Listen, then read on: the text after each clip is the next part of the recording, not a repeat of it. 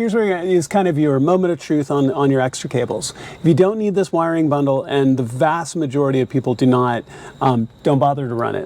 That just takes up extra space, it's extra wires to manage. Your USB cables, now again, you're gonna have to decide whether you have a good use for this or not.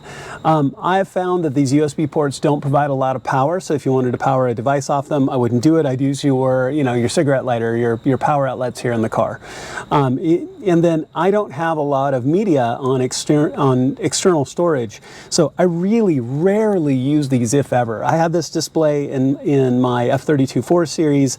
I use these USB ports probably once. So even if you wanted to, the ports would be hanging out, it would be hanging out in your glove box, and this would route all the way up over here.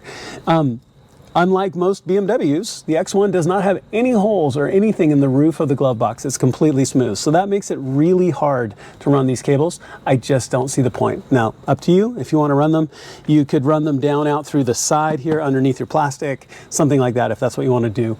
I'm not going to. So that leaves only two things. One, the Wi-Fi antenna that only plugs into one place, like I said, on the back of the display. So you're going to want to undo the cabling, run the wire up, and hang the wire right out here at the top. We're going to do this in a second. The antenna itself can go almost anywhere. Just tuck it away someplace nice and neat. There's adhesive off the back. Peel off the adhesive, stick it off to the side somewhere where the cables aren't going to pull or be in the way, and you're good to go there. So I'm going to set that into the install pile.